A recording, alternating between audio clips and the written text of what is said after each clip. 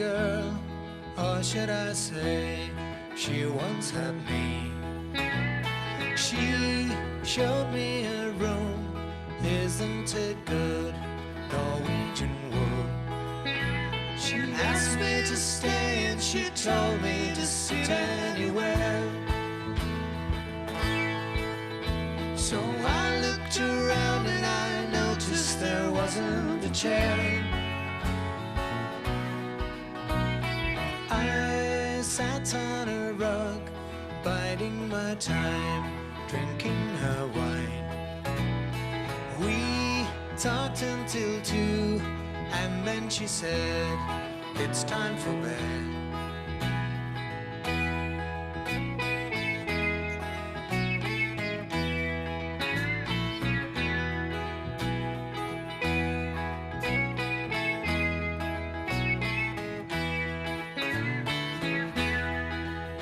She told me she worked in the morning and started to laugh. I told her I didn't come crawl down to sleep in the back. And when I awoke, I was alone, this bird had flown. So I lit a fire, isn't it good, Norwegian wood.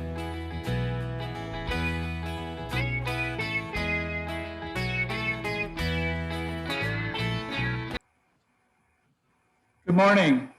Welcome to Bellingham Unitarian Fellowship.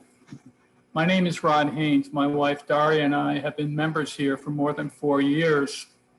Today, we will be examining how our imaginations were molded during the turbulent 1960s. My remarks will focus on the 1964 New York World's Fair and the underlying social movements of those troubled times. Whether you like them or not, the works by the Beatles were critical cultural threads that not only defined who we were, but also set the world at large on new paths of self-discovery, humanity, and even joy. Our music program today is all Beatles. It is tradition here at Buf to acknowledge our Coast Salish neighbors. We acknowledge that this land is a traditional territory of the Lummi and Nooksack peoples. Their presence is imbued in these mountains, valleys, waterways, and shorelines. May we nurture our relationship with our Coast Salish neighbors and the shared responsibilities to their homelands where we all reside today. Again, we welcome you to our service. We are glad to have you with us. And now Reverend Paul will lead us in the chalice lighting and reciting of our covenant. In celebration of our covenant, which holds us together and brings us stillness and also energy to live as our hearts lead us and our community guides us. Let's say together our covenant. Love is the spirit of this fellowship, and service gives it life. Celebrating our diversity and joined by a quest for truth, we work for peace and honor all creation. This is our covenant.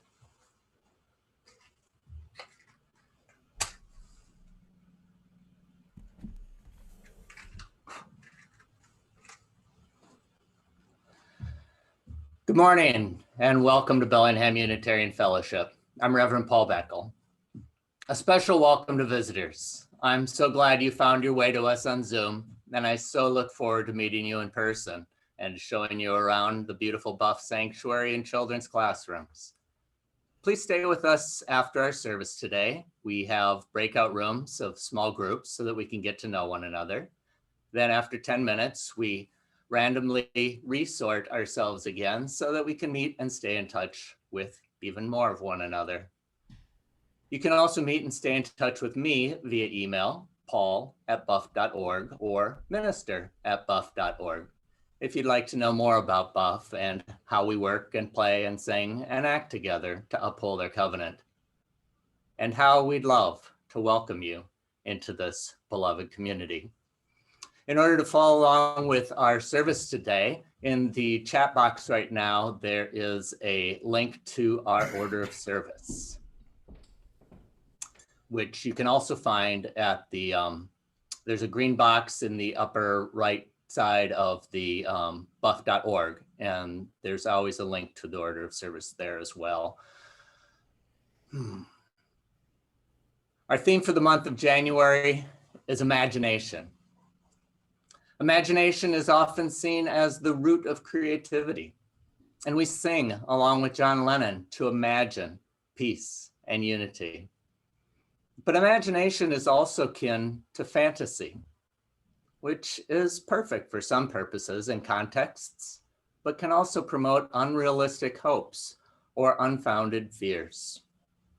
Next week, I'll be sharing some thoughts on the appeal of imaginary future dystopias and utopias. But even the past, of course, what we might call the real past, is subject to imaginative interpretation, or more plainly, history cannot be told without interpretation. And for better or worse, how we tell it, how we make sense of it, will inevitably flow through our perspective at the time events took place and modified again as we look back many years later. I'm grateful to Rod for offering his thoughts on the shaping and reshaping of his own personal history, and especially the humility he models in allowing space for history to breathe as it flows in and out of the spaces of his own perceptions. Let's sing now together. Kevin? All right, we're going to sing a couple Beatles favorites, starting with Here Comes the Sun.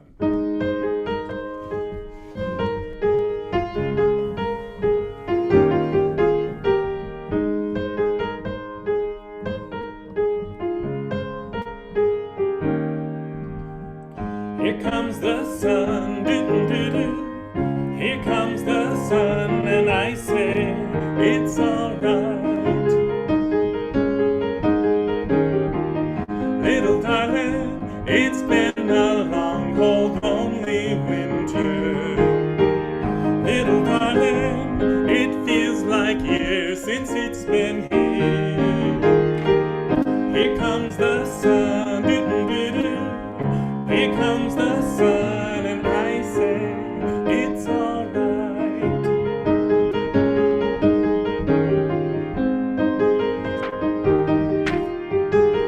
Little darling, its smiles returning to their faces.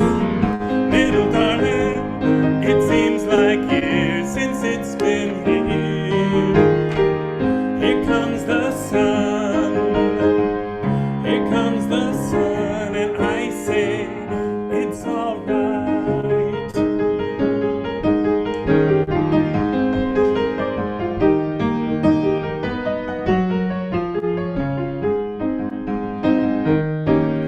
Sun, sun, sun, here it comes.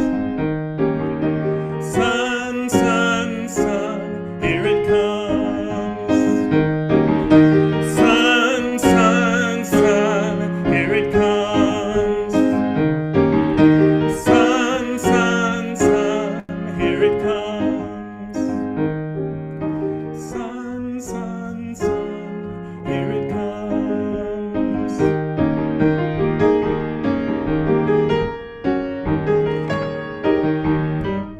Little darling, I feel that ice is slowly melting. Little darling, it seems like years since it's been clear. Here comes the sun. Here comes the sun, and I say it's all right.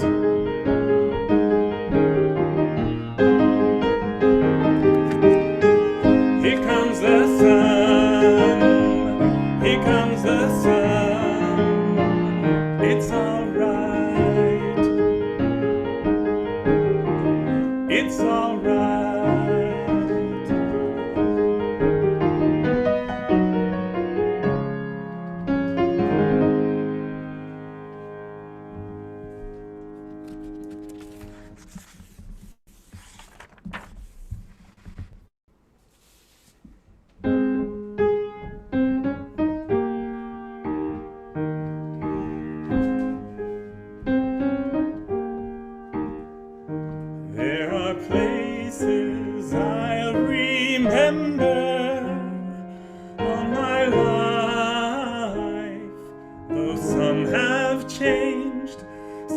forever, not for better.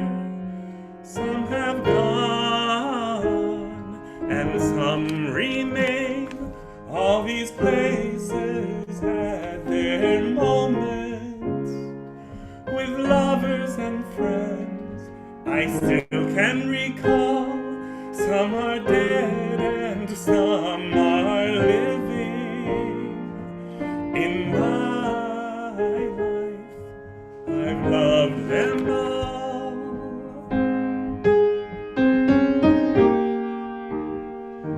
But of all these friends and lovers, there is no one compares with you. And these memories lose their meaning when I think of love as something new. Though I know I'll never lose affection for people and things that went before. I know I'll often stop and think about them. In my life, I love you more.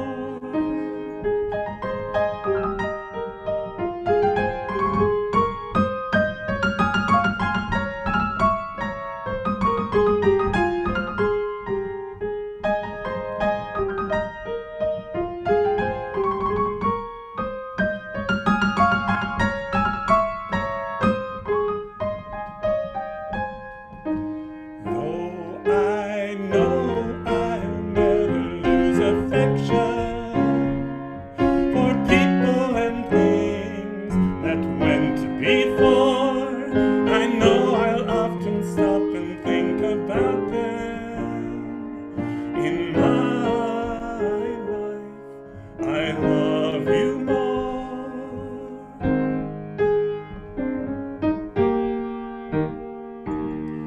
In my life, I love you more.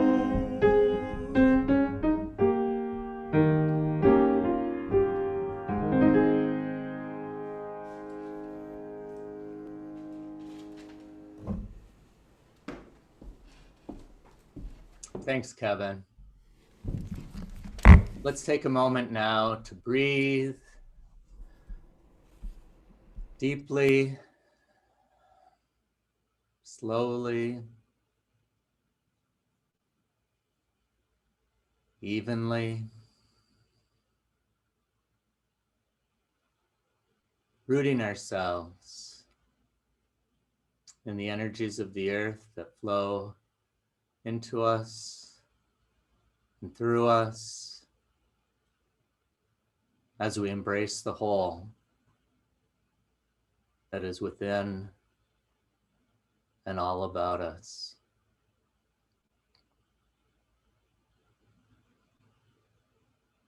Let's open ourselves to even the joys and sorrows that emerge when we let down our guard.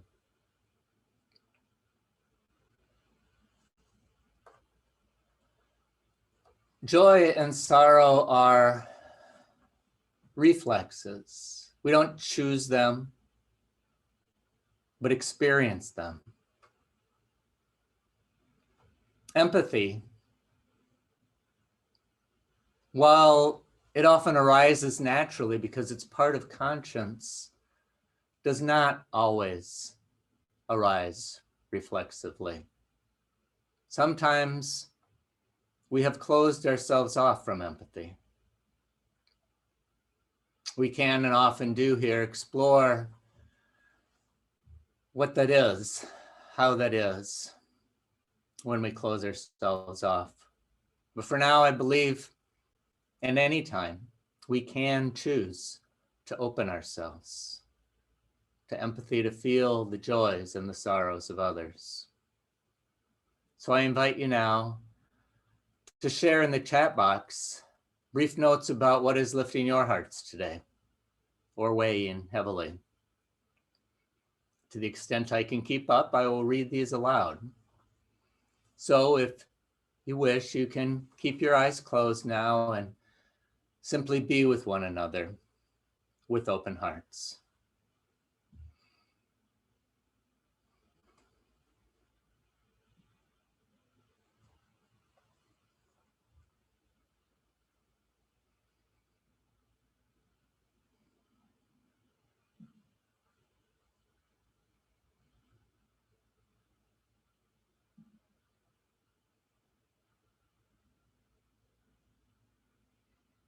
Walks with Buf members.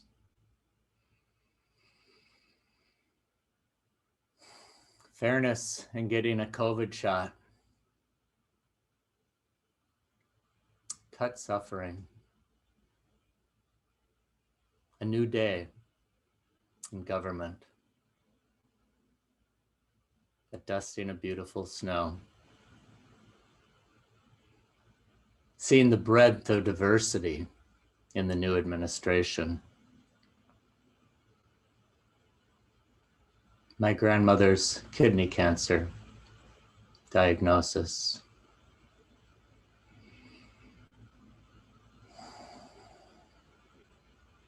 Longer days. Spring is coming.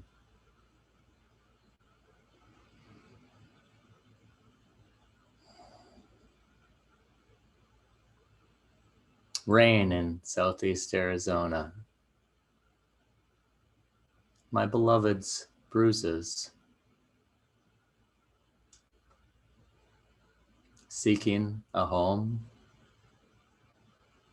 Time for the arts, books, movies, music.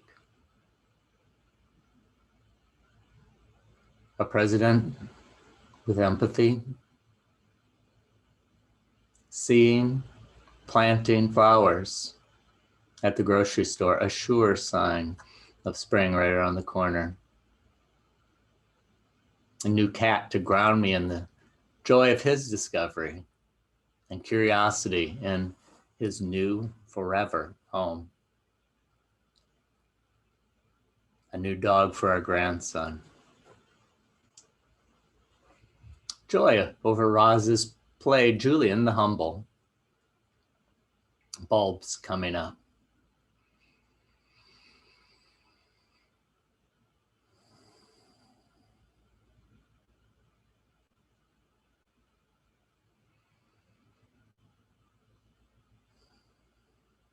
Garlic coming up.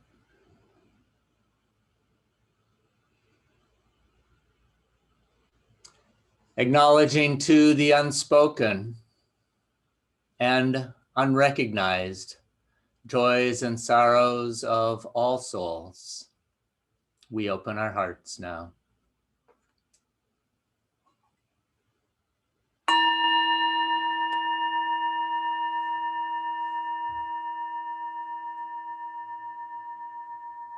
Let's remain still for a little while longer now as we slowly return to the world within you, without you.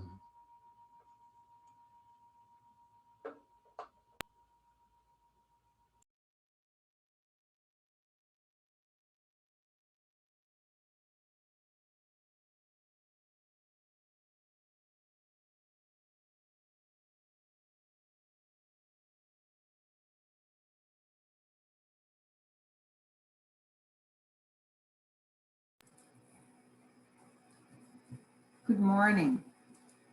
I'm sharing 3 James Baldwin quotes. I love America more than any other country in the world, and exactly for this reason, I insist on the right to criticize her perpetually. I imagine one of the reasons people cling to their hate so stubbornly is because they sense once hate is gone, they will be forced to deal with pain. Color is not a human or a personal reality. It is a political reality.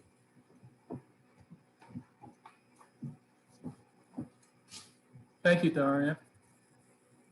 On an average night, my nightstand groans under the weight of 10 or 12 half-read books piled upon it. When I recently added The Fire Upon Us, a dense paperback, I was already halfway through a book entitled Tomorrowland, the 1964-65 New York World's Fair and the Transformation of America. The World's Fair book focuses on how city planner and political kingpin Robert Moses brought the World's Fair to New York a mere 2 years after Seattle's exposition, violating international rules which said a country could only host a World's Fair once a decade. The Fire Upon Us tells of the lengthy political racial wrangling between William F. Buckley and James Baldwin during the Civil Rights era, while the 1964 New York World's Fair was under construction. These two topics, civil rights and a shared vision of the future, moved on parallel tracks in my youth. Mainstream America preferred Walt Disney's Fantasyland instead of racial healing. How much different is our society today?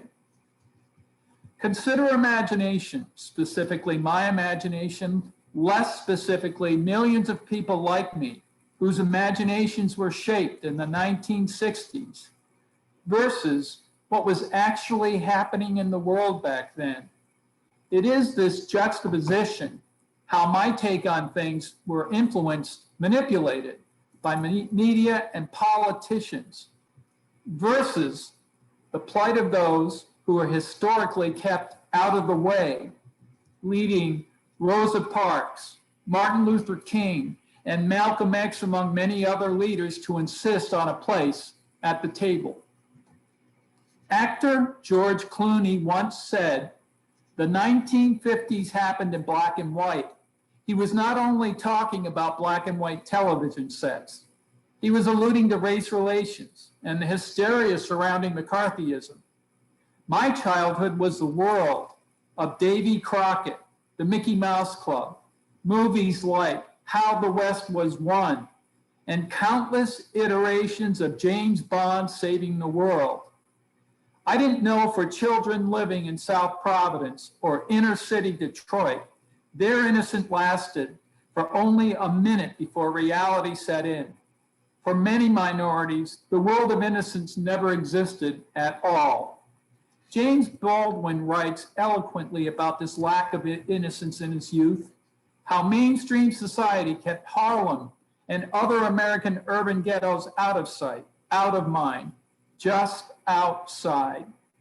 James Baldwin decried the historical exclusion of the black race from mainstream America's imagination, even though black labor built symbols of American freedom, exceptionalism, American imagination. My imagination was largely shaped by a merchandise-centered white world where all of Beaver Cleaver's neighbors and classmates were white. And it only took 20 minutes for a television problem plot. It only took 20 minutes for a television problem plot to completely resolve itself. When I saw blacks on TV, it usually had to do with rioting or civil rights mayhem. I didn't think, even though I was a child, I didn't think to ask why they weren't living happy lives like I was. In early 1965, there was a famous debate in Cambridge, England, between conservative bomb thrower William F. Buckley and black writer and social critic James Baldwin, who was in self-imposed exile in Paris. Baldwin easily dispensed with Buckley's white nationalism rhetoric that night. We cannot honestly talk about American culture in the 1950s and 60s, indeed even today, without acknowledging race as the driver of the conversation. And why is this so? Because the history of race relations is the history of America. William F. Buckley, a product of exceptional wealth, argued civil rights advocates demanded rights they were not prepared to exercise. Black people needed to wait One day their demands might be heard when they were more responsible citizens, but that day had not yet arrived. Buckley was a darling of segregationists and a dyed-in-the-wool Goldwater Republican. Buckley was the forerunner of Reaganism. He authored the blueprint. Reagan built the actual house. Robert Moses was responsible for building bridges, freeways, parks, civic buildings in Manhattan. He achieved this by displacing hundreds of thousands of New Yorkers who did not possess the power to prevent Moses from his actions. By creating a World's Fair and baseball stadium for the brand new New York Mets, Moses was able to redirect resources towards his own projects using wealthy, influential marketing leaders like Walt Disney to help build the World's Fair. He corralled executives, including Disney, leaders from GM, Ford, Sinclair Petroleum, General Tire, Trans World Airlines, Johnson & Johnson, and a host of other mega corporations, and convinced them to participate in the World's Fair. As luck would have it, Disney had a problem just then. He was making money hand over fist with Disneyland in Southern California, but the attraction's marketing reach only went from the Pacific Ocean to the Mississippi River. He needed a second theme park for the rest of the country that did not require hopping an airline all the way to the West Coast to spend your money. Disney immediately saw the potential of Moses' vision in the World's Fair. He could use the fair's 2-year run as a testing ground for a theme park or two that he wanted built somewhere on the eastern seaboard, maybe Florida. He would require his Imagineers, as he called them, the ones who conceived, built, and operated places like Tomorrowland and Frontierland and the Jungle Book Cruise, to operationalize mechanized robots that would wow the crowds at the World's Fair. One June morning in 1964, before sunrise, my mother piled her 4 kids into our Studebaker wagon. We were headed to New York. I have 4 distinct memories of that day. The first is riding in a brand new Ford Mustang convertible attached to a huge conveyor belt that whisked riders through different periods of human history, each presented in colorful dioramas, from cave dwellers to what the future might look like, with Walt Disney narrating the 12-minute ride as we went along. Like thousands of riders, I fell in love with the Mustang from the moment I stepped inside the vehicle. I remember standing in an extremely long line wrapping around a pavilion, listening to a song entitled "It's a Small World After All," over and over and over. My mother loathes that song to this day. We finally made it to the front and embarked on a magical boat ride through Antarctica, Africa, Japan, Australia, Russia, and a host of other countries where small dolls, all looking suspiciously familiar or similar, I don't know about familiar, but similar, waved at the riders while singing their insipid song of unity. At lunch, we visited a Bavarian village where we all wolfed down freshly baked waffles topped with whipped cream and a spoonful of strawberries, $1 a piece for these sandwiches. Then there was the Hall of Presidents, where mannequins in the form of past presidents moved their arms and legs and hands and mouths, almost in sync with their stories about their roles in American history. Disney's people spent years perfecting the illusion of live presidents touting their achievements. They were the early versions of the robotic creatures that populated Disney World in Orlando, Florida years later.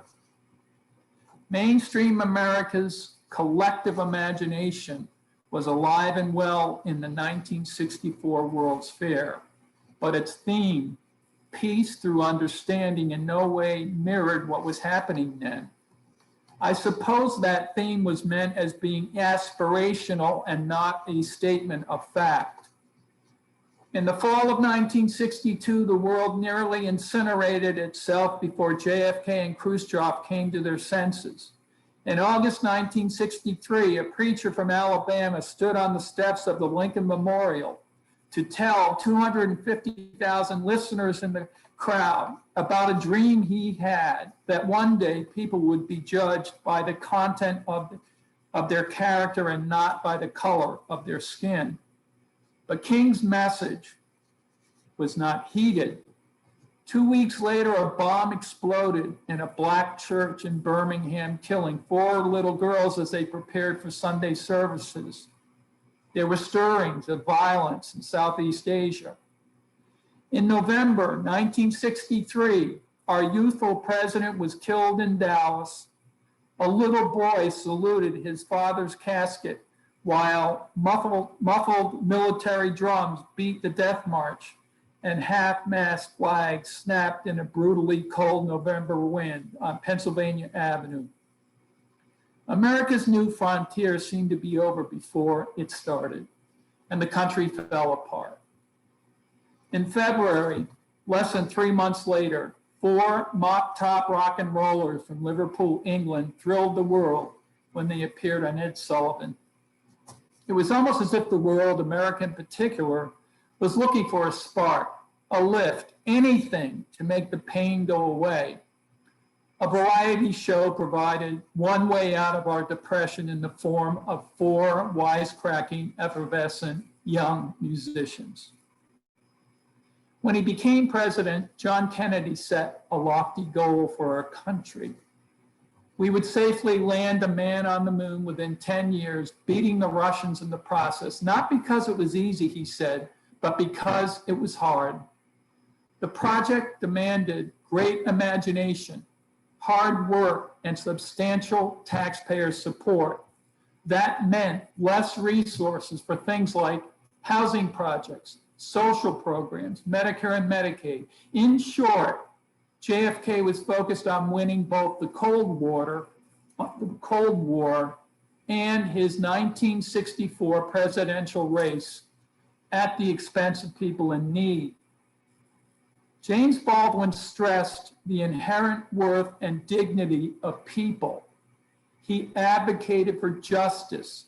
He told the truth about the state of race relations in America in the 1960s. These are principles Unitarians should be familiar with. William F. Buckley, on the other hand, was opposed to the democratic process, believing instead that a small cadre of enlightened white men should wield the reins of power in America until these men decided sharing that control was permissible. Strict order, mainstream tradition bound by a heavy overlay of Christian-laden orthodoxy was Buckley's vision.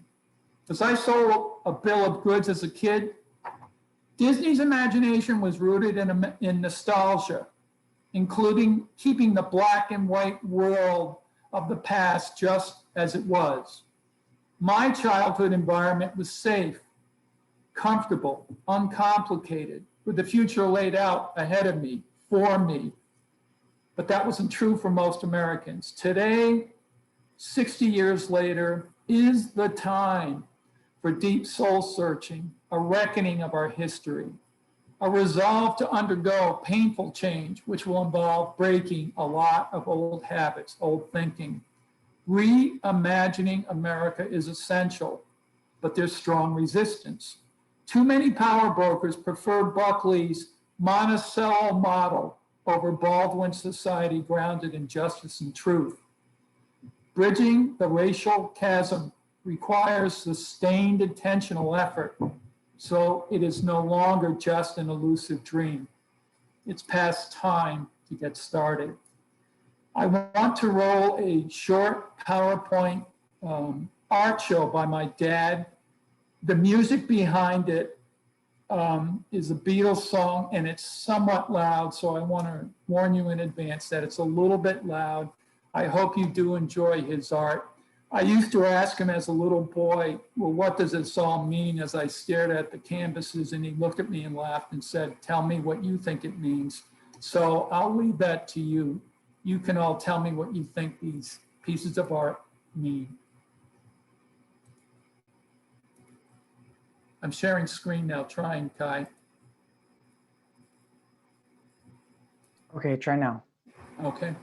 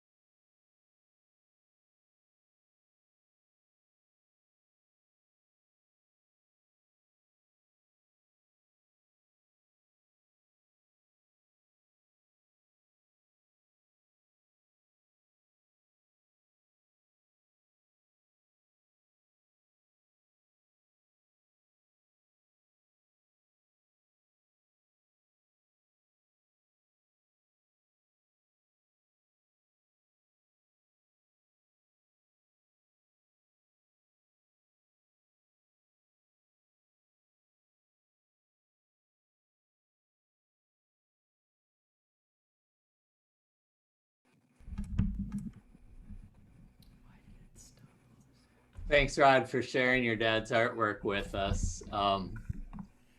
What it made me think of was a philosophy of aesthetics class that I took in college, in which the definition of aesthetics was the merger of complexity, unity, and intensity. And as I listened to It's All Too Much, I certainly thought of our experience of today and combining that with something digestible, but not so simple that it loses its energy. So even last month's theme, stillness, I was thinking stillness still has to have some energy below it, in which it holds its power. So to pull together the all too much with and hold it still within us without losing the energy. So I loved watching the show, and I wonder if your father could ever have imagined teaming his work with the Beatles in 2020. That was really fun. Okay, so if you would like to continue to support such imagination and creativity and the covenant of our beloved community, I encourage you to contribute generously to the Bellingham Unitarian Fellowship. Of course, there are many ways that you can contribute to fulfill our mission, because our mission is love and kindness and pulling people together in understanding, but also holding ourselves and one another accountable. It's pretty complicated. It's pretty intense. And yet it's, I guess it's part of the whole, the one that is all of us. So be a part of that by contributing financially as well. You can do so on buf.org. There is a give button in the upper right-hand corner of buf.org. You can also use a phone app called Give Plus, or you can mail a check to us payable to Buf. The address 1207 Ellsworth is easy to find at our website, buf.org. So thank you in advance for your generosity.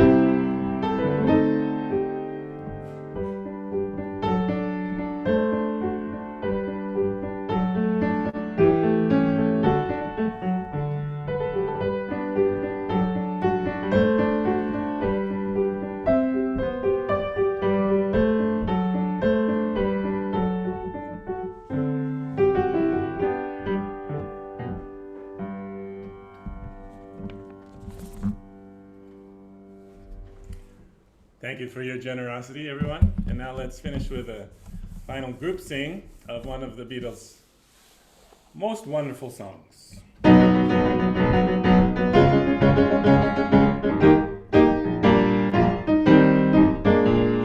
What would you think if I sang out of tune? Would you stand up and walk out on me? Lend me your ears and I'll sing you a song, and I'll try not to sing out of key. Oh, I get by with a little help from my friends. I get high with a little help from my friends.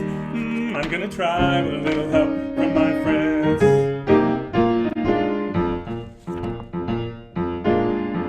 What do you do when my love is away? Does it worry you to be alone? How do I feel by the end of the day? Are you sad because you're on your own? No, I get by with a little help from my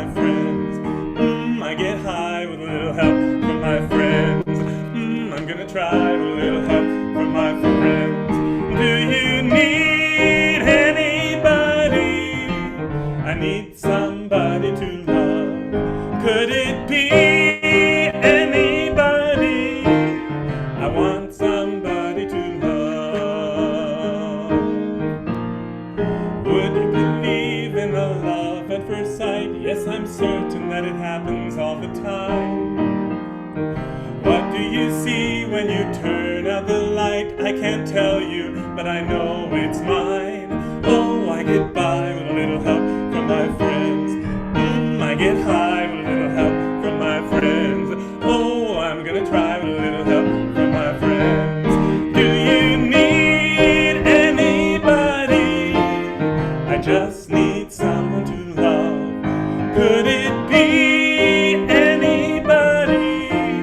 I want somebody to love. Oh, I get by with a little help from my friends. I'm gonna try with a little help from my friends. I get high with a little help from my friends. Yes, I get by with a little help from my friends, with a little help from my friends.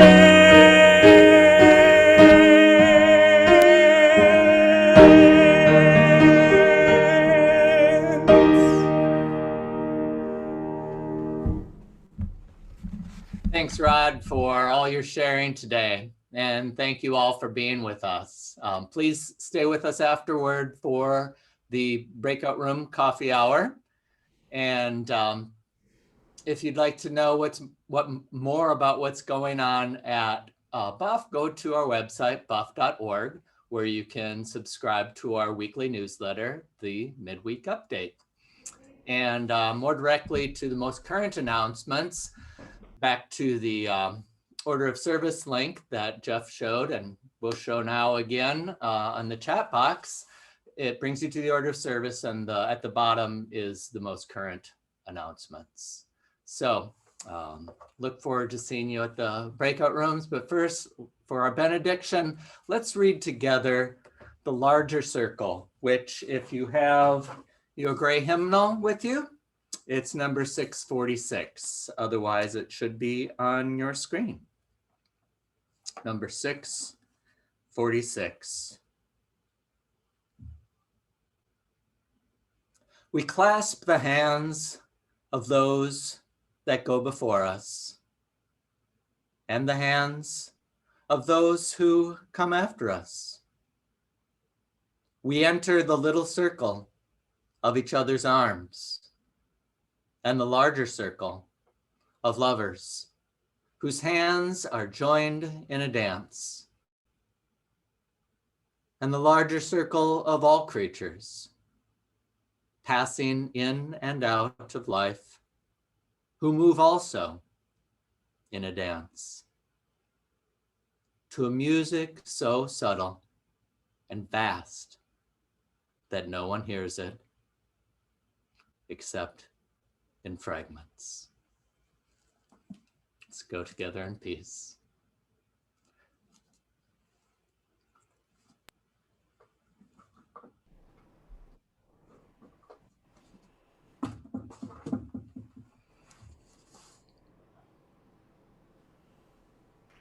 And let's see.